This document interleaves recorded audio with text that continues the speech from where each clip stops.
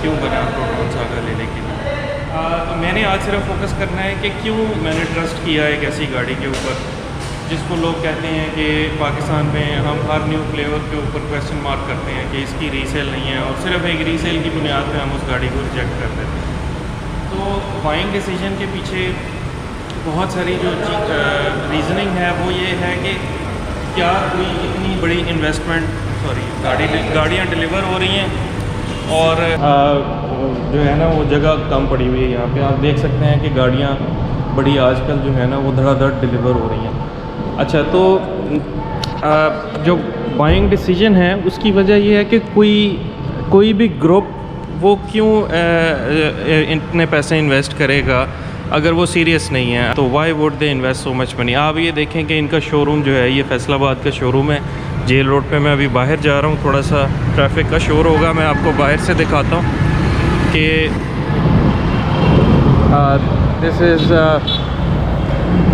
The proton Lyallpur Motors, ठीक है। इसी तरह इनकी रहीम यार ख़ान की, सियालकोट की, लाहौर की आप डीलरशिप्स देखें, they are very well build, ठीक है। तो how can we doubt a group जिसने इतनी इन्वेस्टमेंट की है, जिनकी डीलरशिप्स ने इतनी इन्वेस्टमेंट की है और इतनी फैंटास्टिक 2 गाड़ियाँ उन्होंने लॉन्च की हैं और सागा की डिलीवरीज जो हैं दे आर गोइंग ऑन माशाल्लाह with a very good pace. आप इनके ऑफिसेस देखें, तो आप कैसे एक डाउट कर सकते हैं एक ग्रुप के ऊपर जिसकी इतनी इन्वेस्टमेंट है। $30 मिलियन का इन्होंने प्लांट लगाया है और डीलरशिप्स ने भी मिलियंस ऑफ रुपीज़ लगाए हैं। दूसरी बात आ जाती है गाड़ी की बिल्ड क्वालिटी की। अब बिल्ड क्वालिटी सबको पता है कि सागा की बहुत अच्छी है, इस पे कई रिव्यूज़ बन चुके हैं, आप लोग अपने तौर पे वेरीफाई भी कर सकते हैं। आप देखें कि कितनी गाड़ियाँ डिलीवर हो रही हैं इनकी, तो इसलिए जब बिल्ड क्वालिटी पे कोई क्वेश्चन मार्क नहीं है, अगर कंपनी की इंटेंशंस पे कोई क्वेश्चन मार्क नहीं है, तो फिर मेरा ख़्याल है कि कोई रीज़न बचती नहीं है, ठीक है। 5 साल की वारंटी मिल रही है इस गाड़ी की और इस गाड़ी में ये मेरे पास कल्टस AGS भी है, तो लेकिन ये मैंने ली थी 2019 में। अब ये जो है हमें इस प्राइस में मिलती है, ठीक है। तो बाकी जब गाड़ी की डिलीवरी आज मैं लेके तो आपको फिर कंपैरिजन भी करके दिखाऊंगा कि कल्टस से ये कितनी गुना बेहतर गाड़ी है। तो ये कुछ फैक्टर्स हैं जो मेरे बाइंग डिसीजन के अंदर जो है वो उन्होंने मैटर किया और मैं नहीं समझता कि मुझे इसकी रीसेल में भी कोई प्रॉब्लम होगी किसी किस्म की। तो बाकी मैं गाड़ी की डिलीवरी लेके फिर आपको फर्दर जो है वो बताता हूँ इस गाड़ी के बारे में। अच्छा जी, अब हम घर आ चुके हैं। तो जनरली जो है CKD की बिल्ड क्वालिटी मुझे बड़ी पसंद आई है और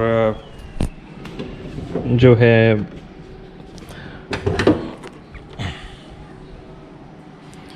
NVH गार्ड और ये बैलेंस बार और बोनट का वज़न जो है वो काफ़ी, यानी पता चल रहा है कि मैं इसको आपको एक वेट स्केल पे दिखाऊंगा कभी कि बोनट जो है अच्छा खासा इसका वेट है।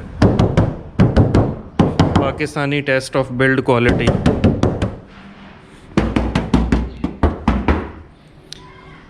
दरवाजे की साउंड,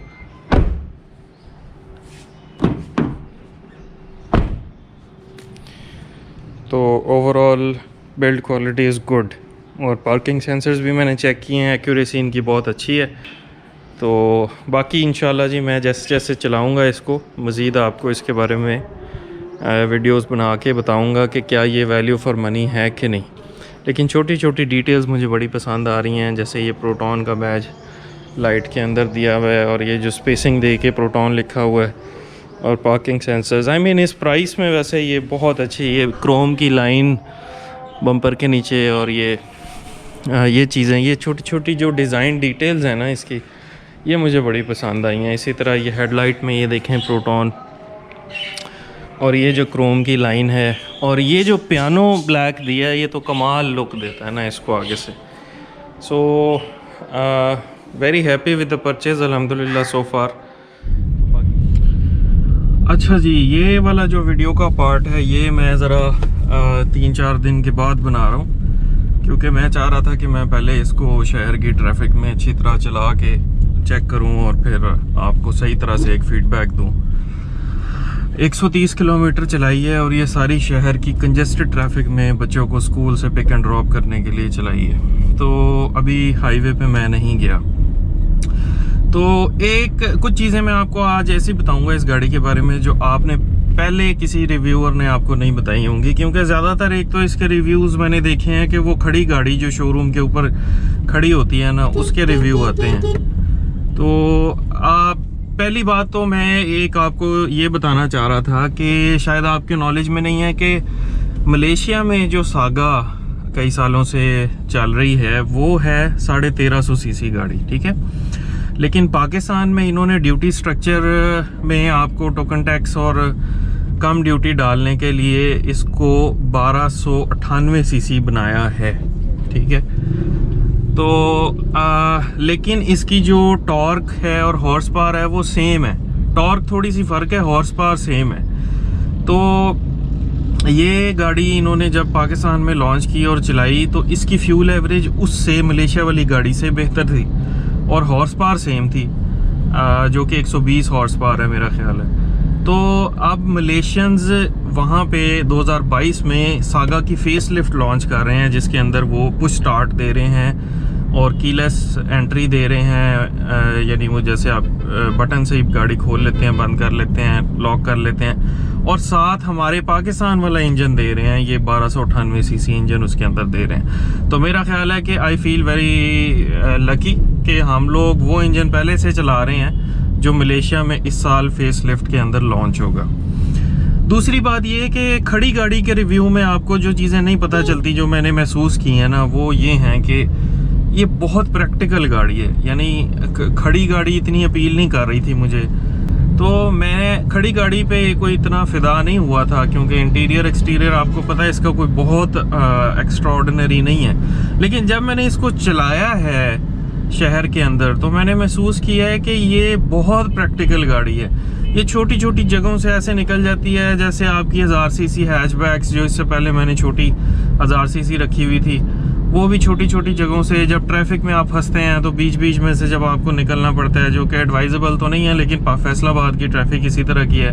अगर आप लेन में खड़े होकर इंतज़ार करते रहेंगे तो फिर तो आप शाम तक लेन में ही खड़े रहेंगे, तो फिर अडेप्ट करना पड़ता है अपने आप को, हमें भी उसी तरह की गाड़ी चलानी पड़ती है।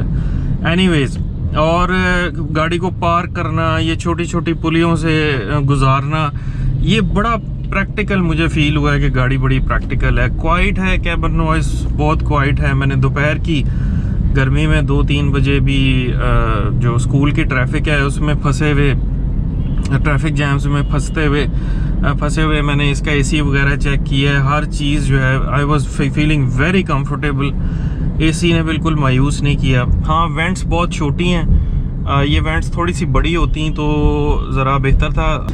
इसके अलावा ये जो बटन्स की लोकेशन है ये बड़ी प्रैक्टिकल है, हाथ इजीली पहुंचता है।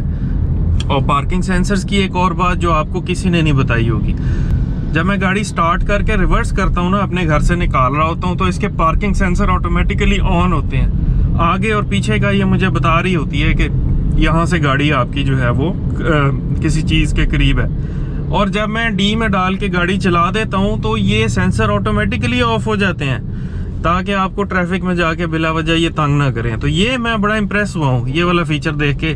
ये मुझे किसी वीडियो में, किसी मलेशिया के रिव्यू में या किसी पाकिस्तानी रिव्यू में मैंने ये फीचर किसी को बताते हुए नहीं देखा। ये मैंने खुद नोट किया है और आप भी नोट करेंगे। ये बहुत हैंडी फीचर है कि पार्किंग सेंसर खुद ब खुद ऑफ हो जाते हैं। फिर जब आपने कहीं पार्क करनी है तो आपको ज़रूरत है, अगर आगे से नहीं अंदाज़ा हो रहा तो आप इसे यहाँ से ऑन करके अपना चेक कर सकते हैं कि मैं सही पार्क कर रहा हूँ कि नहीं। फिर ये जो स्क्रीन है ये बड़ी प्रैक्टिकल है।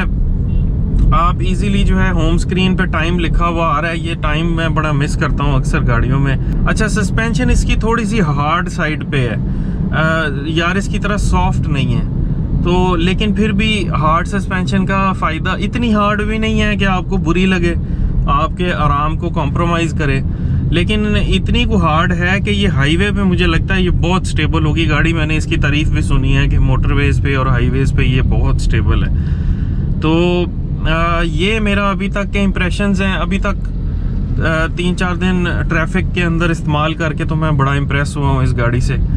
और मैं आपको ऑनेस्टली बताऊँ, मेरा मूड था कि मैं साल तक अभी ये रखता हूँ, फिर मैं अपग्रेड करूँगा स्विफ्ट के ऊपर। लेकिन अब मैं आपको ऑनेस्टली बता रहा हूँ कि मेरा स्विफ्ट का इरादा बिल्कुल कैंसिल हो गया।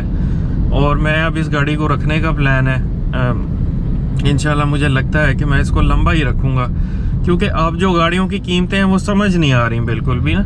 आज टोयोटा ने अपनी प्राइसेस जो हैं वो बढ़ाई हैं। यारिस 35 लाख पे चली गई है और ग्रैंडे 47 लाख पे, और इसी तरह सुजुकी की स्विफ्ट भी जो है वो सुना है 32.5 की हो गई है। ऑफिशियली अभी उसका नोटिफिकेशन नहीं देखा, वो सुनी सुनाई बात है। और इसी तरह फिर बाकी भी महंगी हो जाएंगी गाड़ियां। तो मुझे तो किसी गाड़ी की कीमत इस वक्त समझ नहीं आ रही। ये एक ऐसी गाड़ी है जिसको ख़रीद के मुझे ये महसूस नहीं हो रहा कि मैंने पैसे ज़ाया किए हैं या मैंने बहुत ज़्यादा पैसे खर्चे हैं। मुझे फील हो रहा है कि मैंने जितने पैसे खर्चे हैं उससे ज़्यादा फीचर और उससे ज़्यादा आराम और कंफर्ट मुझे मिला है। इन पैसों में मुझे या पिकांटो लेनी पड़नी थी या कल्टस लेनी पड़नी थी, तो उन दोनों गाड़ियों के मुकाबले में ये गाड़ी बहुत बेहतर है। फिर आते हैं ट्रांसमिशन की तरफ। मुझे लग रहा था कि ये 4 स्पीड की ट्रांसमिशन मुझे थोड़ा सा एनॉय करेगी, जिसे कहते हैं ना कि मुझे उलझन होगी इससे, क्योंकि मेरे हिसाब से 5 स्पीड होनी चाहिए।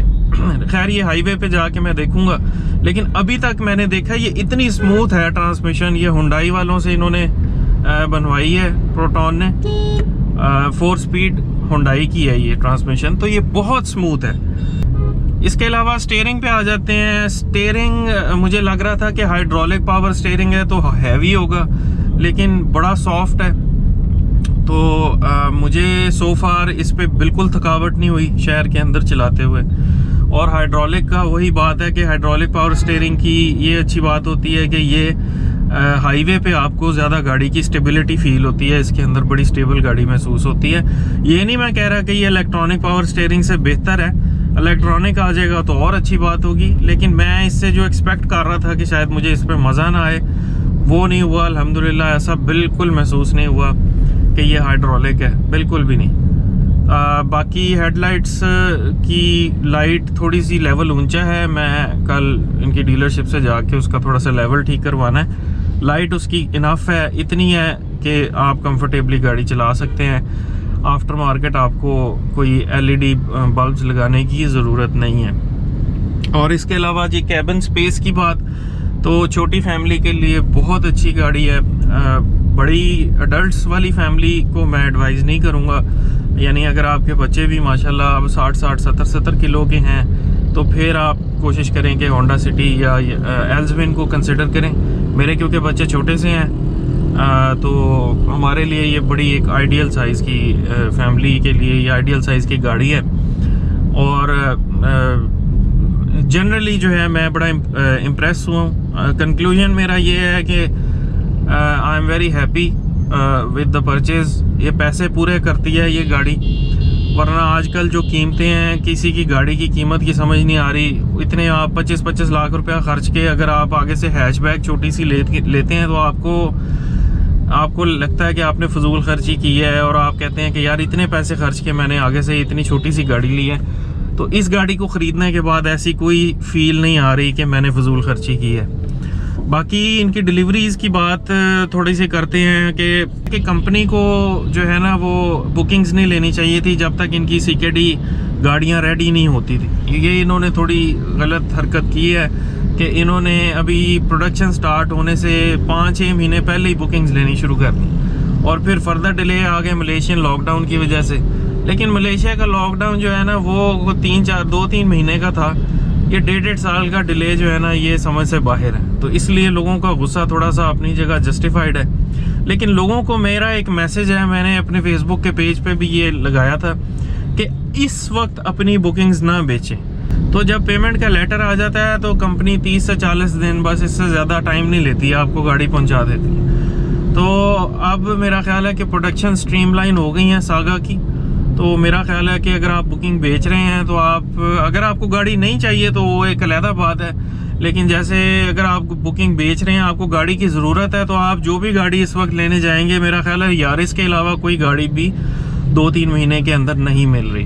तो एहतजाज, लोगों का गुस्सा अपनी जगह ठीक है, लेकिन मेरा सिर्फ एक मशवरा लोगों को ये है कि अपनी बुकिंग्स को सेल आउट ना करें। जो ख़रीदेगा वो फ़ायदा उठाएगा आपसे लेके, वो ओन पे गाड़ी जिसको नहीं भी चाहिए इन्वेस्टर आपसे बुकिंग ख़रीद लेगा और गाड़ी लेके ओन पे बेच देगा।